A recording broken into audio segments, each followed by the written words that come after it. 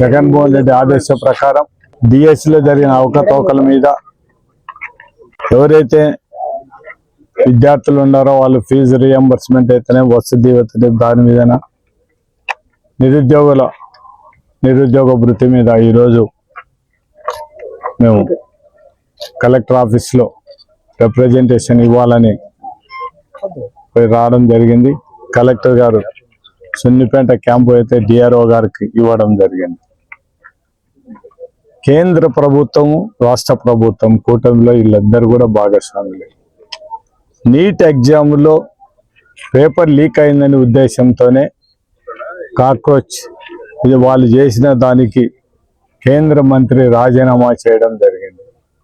ఏదైతే కూటమి ప్రభుత్వ భాగస్వాములైనారో తెలుగుదేశం పార్టీ కూడా ఒక భాగస్వామి కాబట్టి ఏదైతే డిఎస్లో అవకతవకలు జరిగినాయని కూడా మేమన్నీ కూడా సాక్ష్యాలతో సహా మొత్తం నిరూపించడం జరిగింది. దానికోసం నారా లోకేష్ గారు ఖచ్చితంగా రాజీనామా చేయాలి. ఈ డిఎస్లు ఏదైతే అవకతవకలు జరిగినాయో ఎంతమంది దగ్గర ఉద్యోగాలకు డబ్బులు తీసుకొని నిజమైన అర్హత కలిగి ఉద్యోగాలు వచ్చిన వాళ్ళకి అన్యాయం జరిగిందో అటువంటి వాళ్లకు న్యాయం జరగడానికి ఎవరైతే డబ్బులు తీసుకున్నారో వాళ్ళని ఖచ్చితంగా వాళ్ళ మీద యాక్షన్ తీసుకోవాలనే ఉద్దేశంతోనే ఈరోజు ఈ కార్యక్రమం మా నాయకుడు జగన్మోహన్ రెడ్డి ఆదేశ ప్రకారం రోజు మేము ఈ రిప్రజెంటేషన్ మా జిల్లా సంబంధించిన నాయకులు అయితేనేమి పోచా బ్రహ్మానంద రెడ్డి గారు అయితేనేమి ఈశాఖ అయితేనేమి విపి నాగిరెడ్డి గారు అయితేనేమి ఇంకా సూర్యనారాయణ రెడ్డి వీళ్ళందరూ కూడా సూర్యప్రకాష్ రెడ్డి వీళ్ళందరూ కూడా మన యూత్ నాగేశ్వర రెడ్డి అయితేనేమి మనోహర్ సురేష్ వీళ్ళందరూ కూడా ఆధ్వర్యంలో చాలా మంది నాయకులు కార్యకర్తలు ఈ రోజు రావడం జరిగింది. ఎగ్జామ్ లో వచ్చి ఫస్ట్ లో అతని పేరుంటే ఒక్కసారి ఆలోచించండి.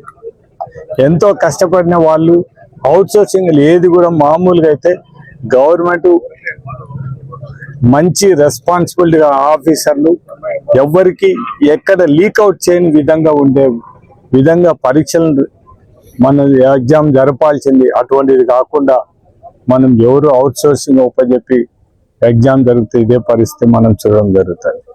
దాంతోపాటు స్పోర్ట్స్ కోటా కింద కూడా చెప్తాను. అంతకుముందు 72 స్పోర్ట్స్ కోటా కింద మనం మాట్లాడిన ఆ రోజు 2% ఉంటే కేవలం తెలుగుదేశం ప్రభుత్వం 2025 డిఎస్సికి ముందు 447 జీవోలు ఇచ్చి ఏ అర్హత కూడా అంటే విద్యా అర్హత అవసరం లేదు, ఏం అవసరం లేదు. వాళ్ళకి ఏదైనా ఎవరైనా సర్టిఫికెట్లు ఇస్తే కూడా దాంట్లో వాళ్ళకి ఏం పథకాలు సాధించాల్సిన అవసరం కూడా లేనేలేదు. వాళ్ళు ఊరికే ఉంటే పాల్గొనేట్టు సర్టిఫికేట్ తీసుకుంటే ఉద్యోగాలు ఏమని చెప్పడం. అంటే ఒకటి 39 ఒకటి 38 మందికి.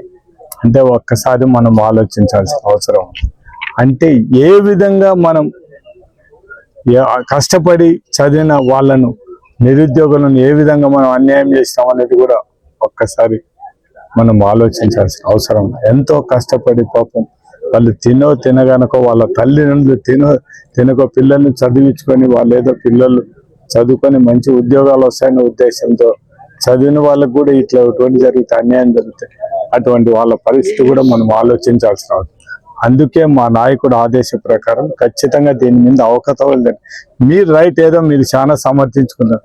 447 జీవో ఆయనతో స్పోర్ట్స్ కోట అయిపోతానే మీరు ఆ ఉద్యోగాలు అయిపోతానే ఎందుకు రద్దు చేయాల్సిన అవసరం వచ్చింది? మీరు ఇచ్చిన అంతకుముందు 72 జీవో లేదు వద్దనుకున్నప్పుడు ఈ జీవోని ఎందుకు మళ్ళీ రద్దు చేయాల్సి మళ్ళీ 52 జీవో 56 జీవో మీరు ఇవ్వాల్సిన అంటే కేవలం మీకు సంబంధించిన వాళ్ళకు మీ వాళ్లకు న్యాయంగా ఉద్యోగాలు ఇవ్వడానికి ఈ రాష్ట్రంలో నిరుద్యోగులు ఎవరైతే నిజాయితీగా పరీక్ష రాసినా వాళ్ళకి అన్యాయం చేయడానికే మీరు ఈ పని చేయడం జరిగింది. కాబట్టి ఖచ్చితంగా దీని మీద విచారణ చేసి ఎవరైతే బాధ్యులో వాళ్ళ మీద ఖచ్చితంగా యాక్షన్ తీసుకోవాలని అటువంటి ఆ మంత్రిగా ఉండే లోకేష్ గారు ఖచ్చితంగా రాజీనామా అనేది కేంద్ర ప్రభుత్వంలో ఏ విధంగా మంత్రి రాజీనామా చేసినాడో ఇక్కడ కూడా లోకేష్ కూడా రాజీనామా చేయాలని డిమాండ్తోనూ మేము ఈరోజు ఈ కార్యక్రమం చేపట్టడం జరిగింది. 2025 ఎన్ని అక్రమాలు జరిగాయి, ఏ రకంగా విద్యార్థులు నష్టపోయారని చెప్పడానికి వాళ్ళకి న్యాయం జరిగే రకంగా మేము విద్యార్థులు వెన్నంటి ఉంటామని చెప్పేసి మా అధ్యక్షులు జగన్మోహన్ రెడ్డి గారి ఆదేశాల మేరకు ఇప్పుడు కలెక్టర్ ఆఫీస్లో మెమరాండం ఇవ్వడం జరిగింది. మొట్టమొదటిగా డిఎస్సిలో కన్వీనర్ను సెలెక్షన్ చేయడం దగ్గర నుంచే వీళ్ళు అవినీతికి బీజం వేశారని చెప్పాక తప్పదు. జగన్మోహన్ రెడ్డి గారి ప్రభుత్వం ఉన్నప్పుడు ఉండే కన్వీనర్ను తీసేసి డిఎస్సి ఎగ్జామ్స్ వస్తాయని చెప్తానే కొత్త కన్వీనర్